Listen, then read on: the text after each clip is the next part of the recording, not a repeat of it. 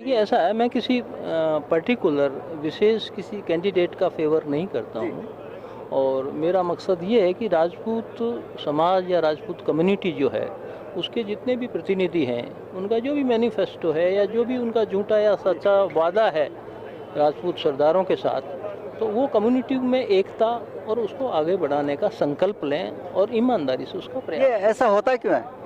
ऐसा इसलिए होता है कि आदमी देखिए इलेक्शन के टाइम पे झूठे सांचे वादे करता है, इसके बाद बहुत सारी चीज़ों में लिप्त हो जाता है। ये ऐसी संस्था है जिसका कोई लेखा जोखा सरकार या किसी कोई संस्था के पास नहीं है। तो ये एक तरीके से इनका एकाधिकृत अधिकार होता है, इनके ऊपर किसी का कंट्रोल नहीं है। ये थोड़ी समस्या है। और वैसे आज जो वातावरण है उसमें वोटर से 6 गुना ज़्यादा कम से कम विजिटर्स हैं जो वोट देने वाले नहीं है, इसलिए अफरा तफरी ज़्यादा है। ये देखिए साहब, राजपूतों के अंदर बच्चों में भी बालकों में बालिकाओं के अंदर साहब बहुत सारी समस्याएं हैं कि अब क्या बताएं, वो आप बताइए सर।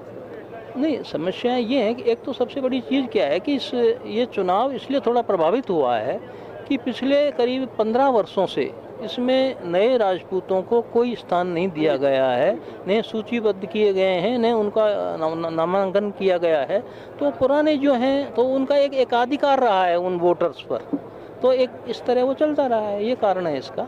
जो भी लोग अभी तक आधिपत्य रहा है जिनका, जो लोग जीतते रहे हैं तो वो पुराने वोटर्स के आधार पर जीतते हैं। देखिए हुक्म ऐसा है कि जैसे चुनाव हो जाते हैं और जो है विनर आएंगे इसके अंदर जो भी आएंगे, लेकिन वो बस ऑफिस तक ही सीमित रहते हैं। राजपूत जो सभा भवन बना वहीं तक सीमित रहते हैं, उनको कोई जानता तक नहीं है राजपूत समाज के अंदर। इसकी क्या पहचान बनाएंगे आप?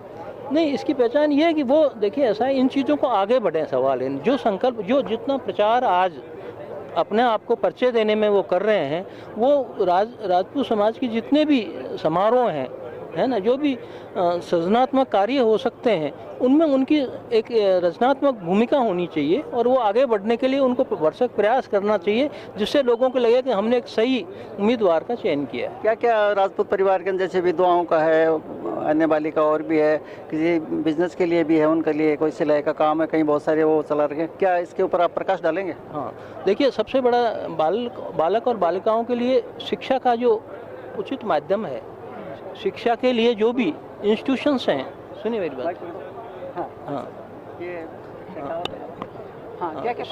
शिक्षा के लिए जो भी राजपूत सभा है उनके पास अच्छा बजट होता है, अच्छे संसाधन हैं उन सब चीज़ों के लिए। अगर वो चाहें तो अच्छी कोचिंग क्लासेस के ज़रिए उनको प्रशासनिक सेवाओं में और जो सबॉर्डिनेट सर्विसेज हैं उनके अंदर फ्री कोचिंग दे सकते हैं। सुनिए, सामूहिक विवाह में उनको सहयोग कर सकते हैं। गरीब जो समाज के लोग हैं उनके उत्थान के लिए, उनको विधवाओं के लिए उनको पेंशन जारी कर सकते हैं।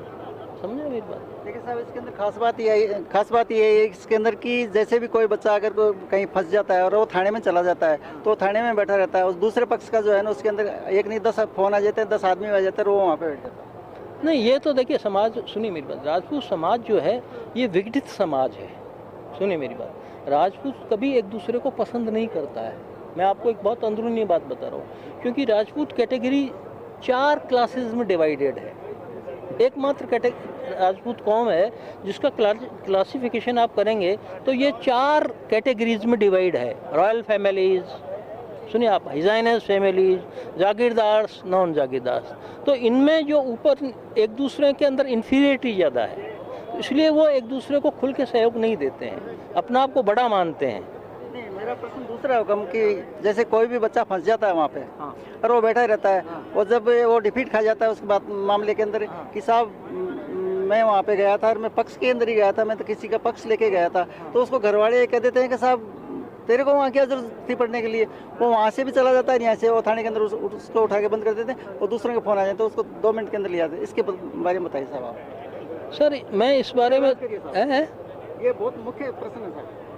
मतलब उसमें राजपूत समाज उनकी मदद नहीं करता है, नहीं करता है, कोई नहीं जाता। हाँ। बोले कौन है, बोले ऐसे संबंध है, ऐसे। तो ये देखिए ऐसा है, ये जिस तरीके से आज मुस्लिम, मैं आपसे एक सवाल कर रहा हूँ, जैसे आज एक मुसलमान बच्चा है ना, आप उसको 2 आदमी उसको पीट दें, आप अभी जाके किसी से कह दें मुसलमान से, 1000 आदमी उसके पीछे आ जाएंगे, है ना। अगर हमारा कोई परिवार का सदस्य अगर हमारे समाज के किसी आदमी के पास जाता है तो उससे कहेंगे यार मैं क्या करूँ, तुम थाने में जाओ, रिपोर्ट करो। हाँ, तो इसके लिए आप करने कोई नहीं आएगा। अपन क्या कर तो सकते हैं इसके लिए ये करना चाहिए कि हमें हमारी जाति या हमारी जो कम्युनिटी है, जो जिसका इतिहास रहा है, जिन्होंने किस तरह शासन किया है, जिसने कितना त्याग और बलिदान किया है, उसको लेके हमें वैसा उस प्रतिष्ठा को कायम रखने के लिए उनको मदद करनी चाहिए और सही और गलत की पहचान करनी चाहिए। सुधार आना चाहिए, प्रयास करना चाहिए।